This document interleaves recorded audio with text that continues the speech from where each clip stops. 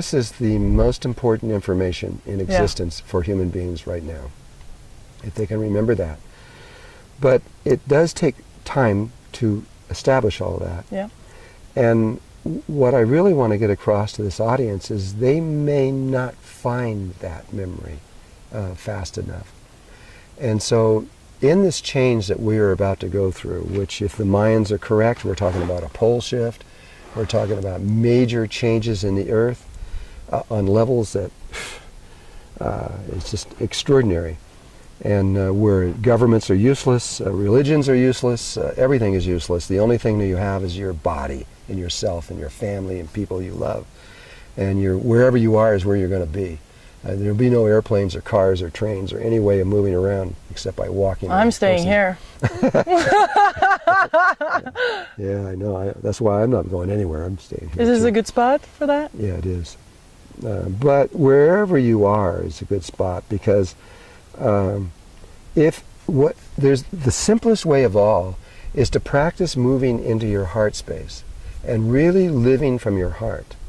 And if you begin to live from your heart, nature, a vibration begins to happen within your spirit, within your consciousness. This vibration is recognizable by Mother Earth, by Father Sun, and by almost all ETs recognize this. But who you really want to recognize it is Mother Earth. And during this change, those are the people that she is going to protect. I don't care if you're sitting in a volcano, and she will somehow get you off that volcano and keep you alive during this thing. Those are the people that are going to be the ones that are going to be asked to move the human consciousness to the next level. The other people that cannot find their way through this, they're not going to be harmed. They will die, but death is not a bad thing. It is just a transition. They will go through death and they will move into the level of another level of existence, more than likely from where they came from before. This is what the Native Americans and the Hopis are saying. That's what they believe, that there's going to be massive deaths during this time. Just unbelievable, huge things. You look out and it's going to look terrible. But you have to remember, this is just a transition, that everything is fine, and to really believe in yourself and your connection with God and life everywhere. If you can do that, you will, not only will you be fine, but you will be able to help your family and those that you love, and you will be one of the new humanity, the new people that will be able to make this transition. But practicing being in your heart means you got to give up the ego. So you have to be not attached to your physical things, your cars, your money, or anything. You just have to be there for life, and knowing that that no matter what happens,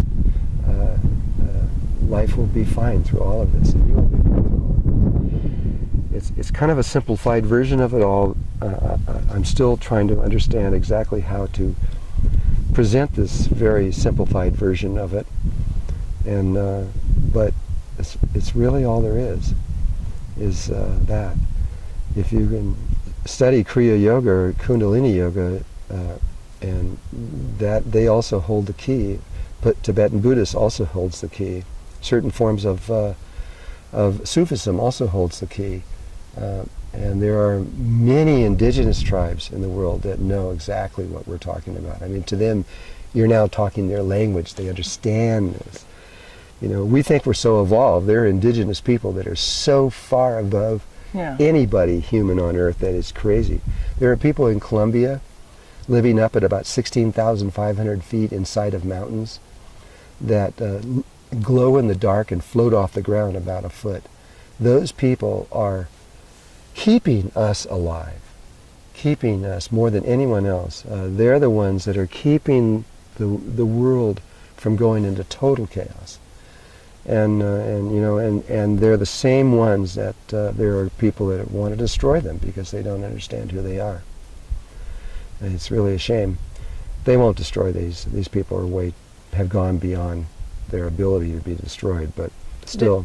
There seems to be some ancestors, though, that are holding still some knowledge to people, like Native Americans or... Well, we are all at the apex of a pyramid. We are of our lineage.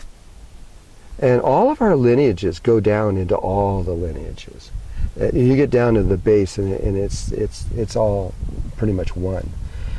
And when you really get far enough down in there, and so whatever happens to us happens to a huge pyramid of life. And so we have a responsibility beyond ourselves in these times. These times don't happen very often, but when we're in these kinds of times of huge transition, we should go beyond thinking about just us. You know, will I survive? I mean, what kind of survival would it be anyway? It is the survival. We're not talking about surviving here so that you can continue on as a human being on Earth. We're talking about surviving on another level of existence, so we can take what was humankind and take it beyond to another level of existence. Wow, that expands the conversation. Well, that's what this is all about. Yeah. And the way that it happened on Earth, I mean, where other ETs came in and mixed in with us from other planets, and long time ago, and all the thing where they misused energy. It wasn't even human beings that did it, that caused all this massive problems. It looked like it was horrible what was happening. And then it all turned around right at the very end, and we became something of great value to all life everywhere. Who would have ever thought this was true? You know, nobody thought this was going to happen. But now we can see it happening. So we go, yeah, okay, well, this is where it's going to, this is the place. There's no doubt in anybody's mind anymore. Nobody, they all know this is where it's all at. And so, and even the people that are here, where I mentioned those 250,000 different cultures, those are the lower levels. Those are ones that came here on spaceships, interdimensional vehicles and things like that. The people who are really evolved, they don't use anything. Do you think Archangel Michael uses a spaceship? He doesn't need to. He can be anywhere he wants, anytime he wants. So do plasma beings then? The same way, they can too. But they did a little different, where the angels are fixed themselves on the fourth dimension. They fix themselves on the third dimension, and they're learning how to go into the fourth dimension and higher. And so they are still, their connection is with the earth. They are earth beings. They were born here. They're not ETs from somewhere else. These are people who are from here. And so they still have a connection to the earth. And life, all life forms evolve in different ways. A spirit that became a spider is very different than a spirit that became a horse or one that became a human being.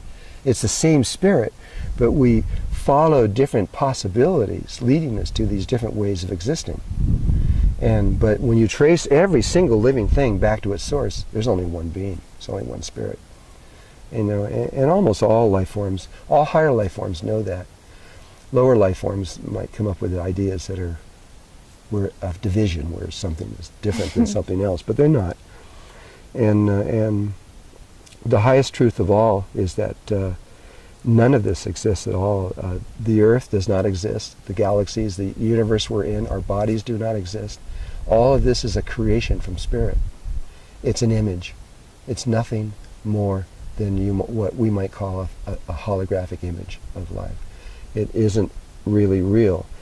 But it's a pretty set image. It looks pretty still. It looks that way, but you're going to be very surprised. You can change. I'm ready for the ride. You can change anything. And that's. Can we be on the beach right now? This used to be a beach. There used to be water. This was all underwater 100 million years ago. That's why all these rocks are smooth. They were formed by water, and 3 times. Yeah, and a lot of things are not explained in the textbooks. Huh? Even your trip, you were saying with Greg Braden back in '87, and now the pyramids and the Sphinx are No, People he are did. hiding things. Well, when he talked about the Sphinx, he was talking about Dr. Shock. Oh, yes. And showing that the Sphinx had to be older because the wear patterns of Yes. 12 to 14 feet of water wear patterns takes a minimum of about 7,000 years or so to do that. Even that's if there were torrential rains day and night Right. every day for 7,000 years. And so when he said we're older, we're about 7,000 years old. The Sphinx is about 7,000 years old. What he told me personally, and what he told John Anthony West personally, what they both told me was that, well, probably it didn't rain every single day for the last 7,000 years, torrential rains. It probably was much longer, and they put the Sphinx at about 200,000 years old. Or a minimum, I think they said, of 125,000 years old. It had to be because, and most of the time, it was buried underneath sand. No wear at all, no weather wear at all. It wasn't until Napoleon came around, only the head was sticking out. And he was the one that they cleared it out after that. And so we don't understand our history. No. We don't understand who we are or why we're here or what it's all about. And yet we become the most important living thing in existence. So life is amazing. Just on that level, it's amazing. And everything needs to be recreated because everything was on false facts and evidence. Well, in the human mind, but not in other life forms, have a much clearer understanding of history and how and what's happened over time. We do know a lot about what's happened in the past, and we really do. We can actually look at what's happened in the past, where science can look back into the stars and see what's occurred on those levels. We've gone down to every single planet in existence and studied it from beginning to end. We know every single thing that's ever occurred on there and why. And so the library that's possible is much wider than just that. And yet, to see what's about to happen here now, this is why I'm so excited to be here. You are excited, Drunvalo. I know, and I'm like you a for little sharing kid. that excitement. I'm like a little kid. I can hardly wait for this to occur because new things don't happen hardly ever. The whole thing, there's nothing new under the sun, that's pretty true. And nothing new has occurred hardly ever, but now, here, this is new. What's about to happen is something that no one has ever done before. And so, I mean, we're immortal. You're immortal now, whether you know it or not. We're all immortal. We're not going to die, but we're about to go through something that God has set up for us in a new way that no one's ever experienced before. Well, why wouldn't I be excited? This is incredible. I came a long ways to get here. Yeah. And so I'm ready, and I think that everybody, whether they know it or not, is ready in exactly the way. On a very, very deep level, we know this is about to happen, and so this is amazing. There will come a time when all of us, all of humanity, even those that die and do this other journey, we're all going to meet up, and we're going to go, wow, remember when we were on Earth and all that craziness that was going on? That prehistoric time? Yeah. We'll remember. It'll seem like a long time before then. And then it's about at that moment when we are going to do the thing that I'm really wanting to see. We're going to go through all the levels of existence that usually take billions of years of time, and we're going to do this in a matter of minutes. I can't even imagine at this point how this could possibly be that we're going to do it. And we know that we're going to do it because the ascended masters of Earth have already done it. All of them except for 7 of them that remained here. In the mid-60s, about 1996, the ascended masters, and there's about 8,000 of them. Those are just human beings that have managed to get a little bit further ahead in consciousness. And they've become immortal, they know that. But they're still connected to Earth, and they're still connected to Earth evolution, and they were not intending to go anywhere until all of Earth could go with them. And in 1996, they left the Earth, keeping 7 of them here, and they made the journey that we were about to make. And they did it. They went all the way to another level of existence. They connected there. They left about half of them there, and then half of them approximately made the journey back to here. And so it's in our DNA. We know exactly what we're going to do. We know precisely how to do it. This is not even a mystery at this point. Very deep within every human being, we know. And we're going to do it. I mean, if we really understood what we're about to do, we'd be out celebrating. Yeah. Even though we're faced with a pole shift and a lot of other things like that, who cares? We are going to do something amazing and incredible, and we're going to be. It's going to be an enlightening journey beyond anything that has ever occurred before. All right. And all of life comes behind us. Yeah. As human beings are going to lead, all of life is going to be right behind us. All this whole stream of consciousness moving right behind us. Thank you. Thank you for sharing all this with us, and we really get it.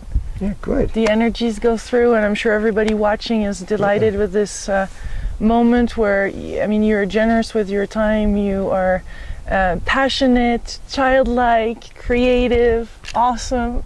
Yeah. Thank you. You are too. That's why I chose you to do this, because I like your spirit a lot. Thank you. Thank you. Okay. Well, much love from beautiful Sedona, and if you want to see more interviews, you can go to juicylivingtour.com. Much love. Bye. Okay.